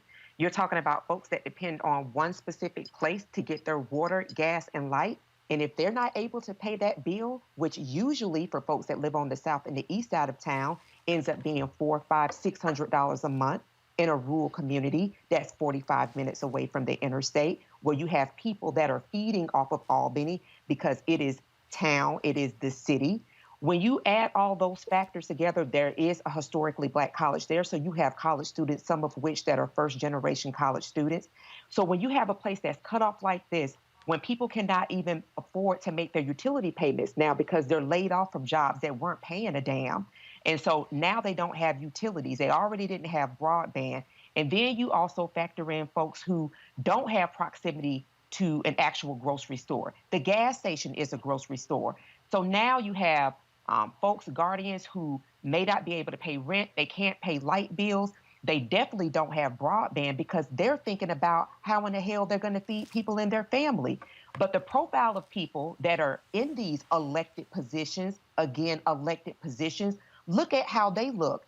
Think about some of the Black experts that we've seen that we hadn't even seen before, that perhaps some people did not even know carried the level of jobs that they're carrying, that are being threaded into this conversation now, talking about COVID-19 and the disparities that we see in our community. And so there has to be a demand for these people who are in office to, number one, do the right thing. And that also we have to make ourselves a part of the conversation. That is the importance of those members of the CBC. And how dare anybody think about trying to primary the folks who are actually doing the work to make sure that some of the things that folks don't even think about are legislation pieces that will help Black folks do happen. And so in just thinking about all of that, we have to also think about the profile of the elected officials. And as we've been talking about on this show throughout the entire time, is that this is why it is important, not just federal elections, but those state, those down ballot races as well, because those people impact, whether it is known or not, our daily living every single day. Reese, Beto O'Rourke has talked about what's happening with food. He's a perfect example. We have seen these massive lines all over the country at food banks. All right, so now you have people trying to raise money, trying to sit here and, okay, how can we send money to food banks? He says it's simple. Increase the damn SNAP benefits. He said you have a federal system that's already set up where you can provide food to people. But we have an administration who wants to cut the SNAP benefits, but then we're also paying farmers not to grow food. That's utterly illogical. Why would you pay somebody not to grow food when there are hungry people, when you can say, no, we're going to pay you to create food and send it here?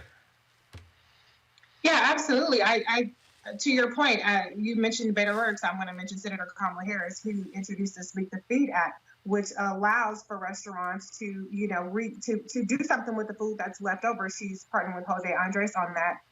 Also, SNAP benefits, that's something she's called for. You also have the COVID Racial Disparities Task Force.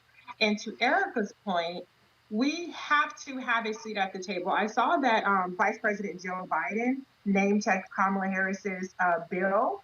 You can't outsource the response, the disparate response that Black people and people of color are experiencing to the Senate. You can't outsource it to the Black elected officials. We need a person that's going to have a seat at the table. And so that's what we need to press upon in terms of our representation in the next administration, the people who are going to be weighing in on the people who get the cabinet positions, the people who are running FEMA. And, as to Erica's point, the people that are actually in there doing the work right now, let's make sure those people get support and that they're not primary out of Congress with some newbies coming in that haven't been doing the work. Right. Greg. That's right. No, I think what we just heard, Erica, you laid out the framework brilliantly in terms of how we need to fight and what we need to be fighting for and what's at stake, and how the relationship of race and class intersect. These people in the outlying areas, making it more difficult for people with less money in the city of Albany to be able to work. And then Reese, of course, by following that up by naming the bills, naming the legislation that is in the federal pipeline, in particular with Senator Harris, and working with other stakeholders. And now we have to understand that as a consequence of, well, after we inform ourselves, and as we inform ourselves, we have to act with a clearer understanding of where we live. I think for a lot of Black America, the confusion around America comes by, with all the facts we have, up until the killings we saw again today on this show. To the contrary, we still want to believe this place is somewhere other than what it is. Pastor Gray talked about religion being turned into a tool of capitalism. Well, that's because capitalism is the organizational logic of the country that we find ourselves in, and racism overlays it to keep it going. So, of course, they're not going to extend benefits, because those benefits they perceive will go to Black and brown people, even though it benefits more poor white people. Of course, they're going to go to state capitals and say reopen the state, because they're not going back to work. It's going to be Black and brown people who they want to come back to work to serve them. And when we see Sister Stafford's article, and when you look at how this virus is no respecter of social class, where you see it fairly evenly hitting people under and above and below, under 50,000 a year and above 50,000 a year, what we understand is that we are now in a position where we can't appeal to people who have proven time and time again they do not have the interest of even poor people of their own race at stake. It's time to stop being polite now.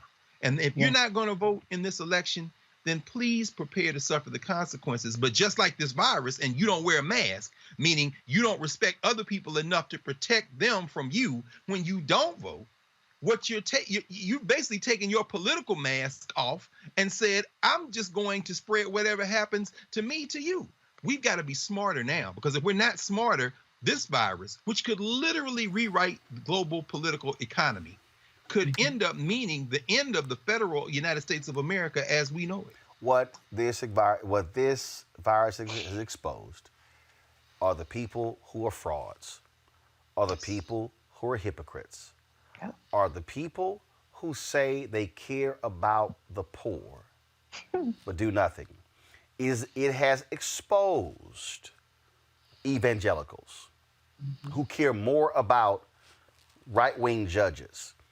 When Mitch McConnell comes back this week, and his whole focus is to elevate a 37-year-old man to the second highest court, the D.C. Court of Appeals, somebody who was rated unqualified, who has never tried a case in his life, who was just made a federal judge last year, and 6 months later you're trying to elevate him to that second court?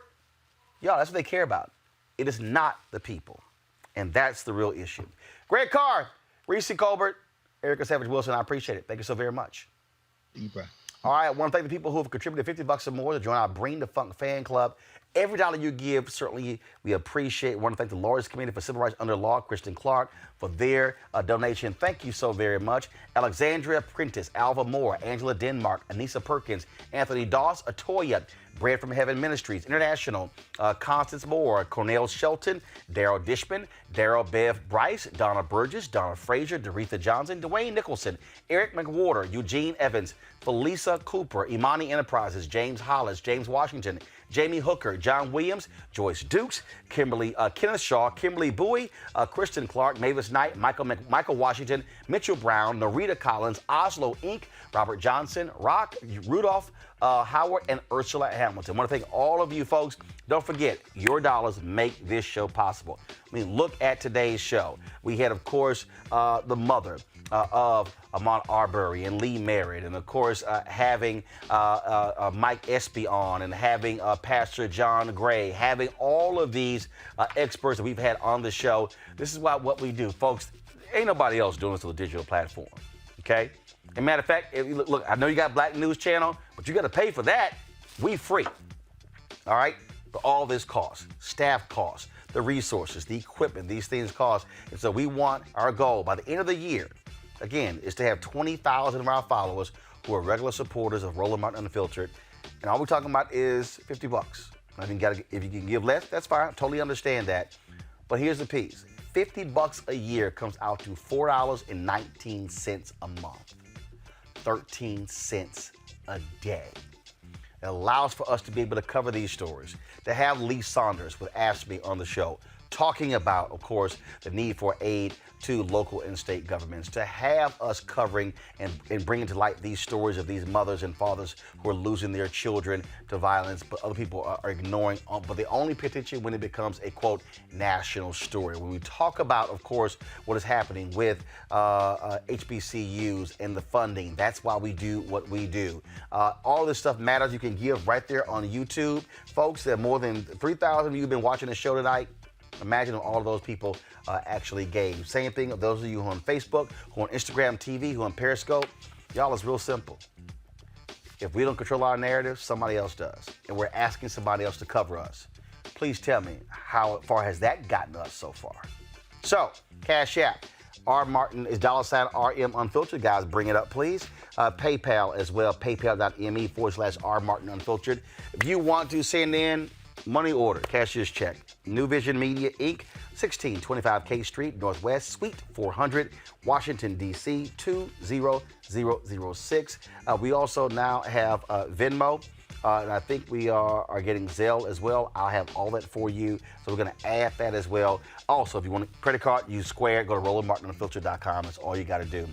Again, folks, we're building something great here, and our goal is to go from having one show into a network having multiple shows.